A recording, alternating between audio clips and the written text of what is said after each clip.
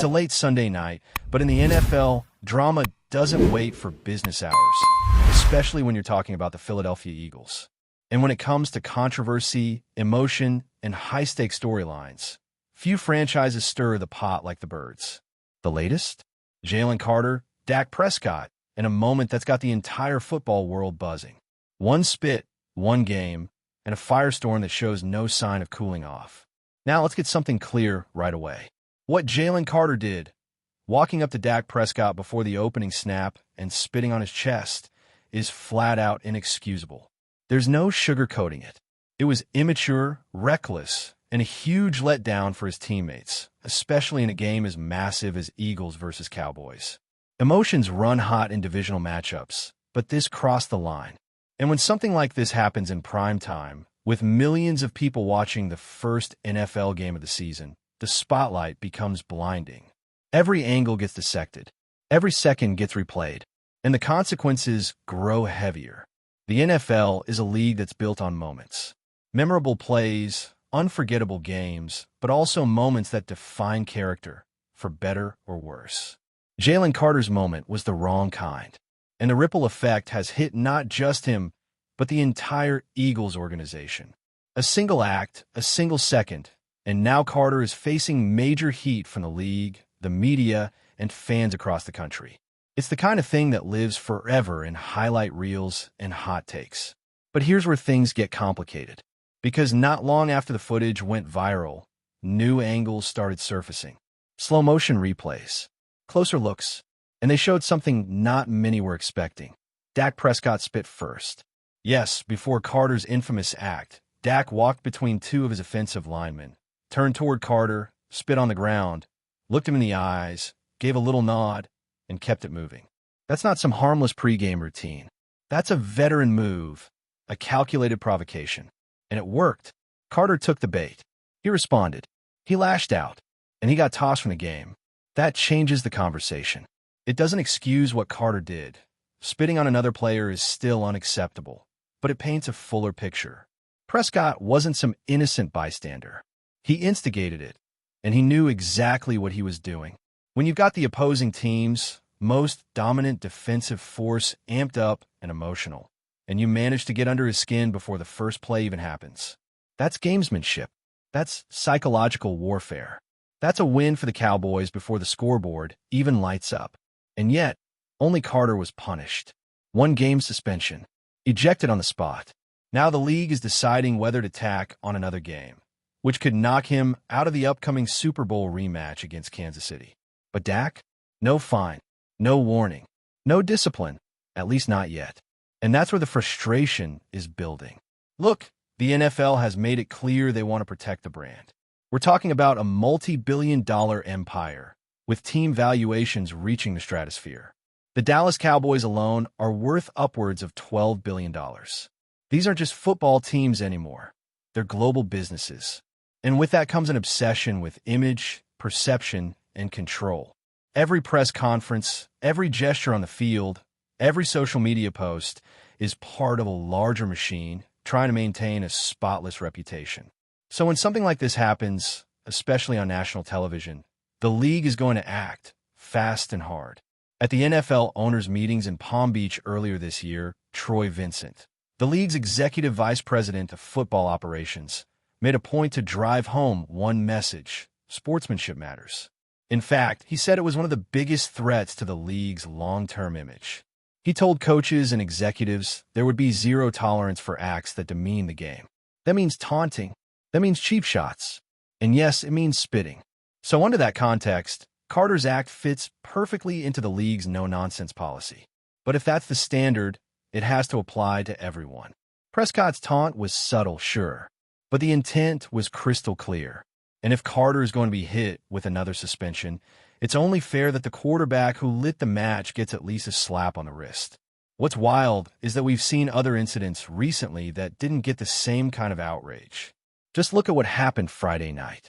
Chargers defensive tackle Tuli Tuipulotu slapped Travis Kelce across the helmet. A wide open-handed slap. And that was only a 15-yard penalty, not even an ejection. Why? Because it wasn't a closed fist? Because it didn't go viral? The league's own rules don't even mandate an ejection for that kind of act. Yet Carter, for a spit, might be facing 2 games. You can feel the inconsistency from a mile away. And here's the reality. The NFL knows it's under a microscope. Everything gets replayed 1,000 times. Every decision is judged. And when you've got the Kansas City Chiefs starting the season with a loss, there's pressure to make sure they don't stumble out of the gate. Is the league using Carter as a scapegoat, trying to clean up the optics before a high-profile Week 2 matchup? That's the kind of speculation that starts circulating when discipline doesn't feel balanced. Let's be real. Jaylen Carter is a beast on the field, a disruptive force with the kind of motor you don't teach. But that edge, that intensity, comes with a cost if it's not controlled. We saw flashes of this in his rookie year. That dust-up with John Feliciano, the sideline jawing during the New Orleans game. There's a fire inside Carter that fuels his greatness. But if it isn't managed, it becomes a liability. That's the challenge with players like him. You love the passion, the aggression, the fearlessness, but you've got to keep it channeled. Right now, Carter is learning that lesson the hard way. This incident has also stirred up all the old narratives about Philadelphia fans. People love to bring up that infamous moment back in the late 1960s when Eagles fans threw snowballs at a mall Santa during a halftime show. That story refuses to die, and it's always used to paint Philly fans as the worst in sports. But here's the thing, that Santa wasn't even the original guy who was supposed to show up. It was a last-minute replacement, and the guy looked more like a random dude in a beard than a proper Jolly St. Nick. The fans were fed up with a losing season, freezing cold, and decided to have a little fun with it. Still, 50-plus years later, it's brought up every time something goes wrong in Philly. That's the lens people see the city through: rowdy, rude, irrational. And now, between Carter's meltdown and what people are calling Philly's Karen, the woman at the Marlins game who ripped a home run ball away from a kid, the city is under the spotlight again. It's like the universe conspired to make Philadelphia the villain of Week 1. But is that really new? Eagles fans know how it goes. There's always a microscope on this team, always a magnifying glass on every little thing they do. And when something goes sideways, the national media is ready to pounce. Carter's situation just adds fuel to that fire. Back to the football side of things, we're still waiting on the league's decision. According to ESPN, the ruling on Carter could come as early as Monday. And depending on how hard the league wants to come down, it could mean missing the next game, which just so happens to be a rematch of last season's Super Bowl. Eagles versus Chiefs. That's a headline grabber. That's must-watch television. And with Carter out of the lineup, that drastically changes the Eagles' pass rush and overall defensive scheme. So as we sit here, late on a Sunday night, one of the biggest questions in the NFL isn't about a final score or a big play. It's about a moment that happened before the first whistle. One act, one reaction, and now the league has a decision to make. Do they send a message? Or do they let the game and the players speak for themselves? And just when you think the drama has peaked, here comes a bombshell from Fox Sports' Jay Glazer, a report that turns the volume up even more on what's already been a chaotic start to the NFL season. According to Glazer, the Philadelphia Eagles, led by none other than Howie Roseman, made a blockbuster trade offer to the Dallas Cowboys for Micah Parsons. Not just a small inquiry, not just kicking the tires. We're talking about the biggest trade offer on the table. 2 first-round picks, a third, a fifth, and potentially a player or two. That's not a rumor. That's an aggressive, all-in, no-holds-barred attempt to poach a generational talent from your most hated rival. And the Cowboys said no. Let that sink in for a second. Howie Roseman, who's already built one of the deepest rosters in the NFL, wanted to swing for the fences and add Micah Parsons, one of the most explosive defenders in the league, to the already loaded Eagles' front seven. The idea of pairing Parsons with a coach like Vic Fangio, who knows exactly how to unlock hybrid defenders, would have been terrifying for opposing offenses. You imagine Parsons rushing from the edge one play, dropping into coverage the next, blitzing through the A-gap on third and long. That kind of flexibility is rare. That kind of firepower is rare. And Roseman was ready to pay the price. Now, of course, part of any deal like this includes a massive contract extension. Parsons would have likely been looking at over $40 million per year, making him the highest-paid defender in football. And still, Roseman was willing to go there, willing to back up the Brinks truck and give up a haul of draft capital to get the job done. That's how badly the Eagles wanted to elevate the defense. That's how much they believe in capitalizing on their current Super Bowl window. But the Cowboys turned it down. They couldn't stomach the idea of Parsons suiting up in midnight green, wreaking havoc for the team that stands in their way year after year. Instead, Dallas took an offer from another team. 2 firsts and Kenny Clark, a solid interior lineman, but nowhere near the value of the Eagles' full package. That decision tells you everything about how deep this rivalry runs. It's not just about wins and losses on the field. It's about pride. It's about image. It's about refusing to let your hated rival level up, even if it means taking a slightly lesser deal elsewhere. And here's what's wild. The Eagles didn't sit back after getting rejected. Howie Roseman didn't just shrug and move on.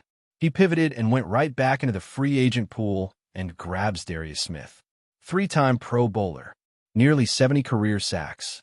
A proven veteran who still has plenty of juice left in the tank. Smith might not be Micah Parsons, but he brings production, leadership, and depth to a pass rush that was already among the league's best. That's classic Roseman. If you slam the door in his face, he'll climb through the window. He doesn't waste time feeling sorry for himself. He just finds the next move. That's why the Eagles stay relevant. That's why they're always in the conversation. And all this is happening while the rest of the NFC starts to take shape after a wild opening weekend. Let's look around the conference and figure out who's for real and who's just faking it. The Green Bay Packers look like a team on a mission. They dismantled the Detroit Lions, a team many picked to win the division, and did it with a blend of old-school physicality and new-school speed. The defense looked fast, the front seven got pressure, and Detroit couldn't get anything going on the ground. Jared Goff looked human again, and without Ben Johnson, now head coach of the Bears, Detroit's offense felt stale, like it was missing its creative spark. That's the danger when you lose elite coordinators. You can have a great head coach, but if he's not the one calling plays, you're relying on your staff to execute. Dan Campbell is a motivator, a tone setter. But when the Lions lost Johnson on offense and Aaron Glenn on defense, there was always going to be a drop-off. And you saw it in Week 1. Goff was pedestrian. The run game was non-existent. And defensively, they couldn't get off the field. The Packers, on the other hand, look young, hungry, and dangerous. If they keep playing like that, they're absolutely a threat to the Eagles later in the year. Before we continue, don't forget to subscribe to our channel and give this video a like. Your support helps us keep delivering the latest updates on our Philadelphia Eagles. And don't be shy. Share your thoughts on the news in the comments below. The NFL rumor mill is buzzing, and this one could shake up the league. Sources close to the situation suggest that Zay Flowers, the dynamic wide receiver whose explosiveness has turned heads since his rookie season, is reportedly set to join the Philadelphia Eagles on a 3-year deal. While neither team has officially confirmed the move, insiders hint that the deal is close to being finalized, and fans are already speculating about what Flowers could bring to an already potent Eagles offense.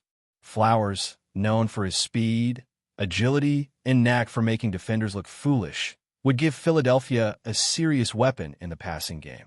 With the Eagles' recent emphasis on spreading the field and creating mismatches, adding a player of Flowers' caliber could signal a strategic push toward an even more aggressive aerial attack. Rumor has it that the team sees him not just as a deep threat, but as a versatile target who can line up in multiple spots and immediately change the dynamic of their offense. The chatter around the league suggests that Flowers' move might also influence the Eagles' draft strategy in the coming years. Some insiders speculate that his signing could free up other positions, allowing the front office to focus on bolstering the offensive line or adding depth at tight end. Meanwhile, fans on social media are already reacting with excitement, posting highlight reels and debating how quickly Flowers will become a household name in Philadelphia. Of course, the NFL is full of twists, and until paperwork is signed and the league announces it, nothing is set in stone. But if the rumors are true, Eagles fans could be in for one of the most exciting receiver additions in recent memory. Sources close to the team describe Flowers as a player with a special spark, someone who could immediately inject energy into the locker room, while giving the team a serious edge on the field. For now, speculation reigns. Analysts are already drawing comparisons to some of the league's elite playmakers, imagining what kind of chemistry he might develop with the Eagles quarterback. Will he be the missing piece that propels the team to another deep playoff run?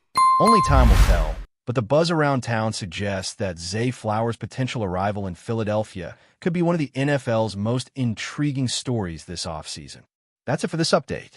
If you enjoyed the video and want to stay updated with exclusive news about our Philadelphia Eagles, be sure to subscribe to our channel and hit that like button. We can't wait to hear your thoughts in the comments. See you in the next video.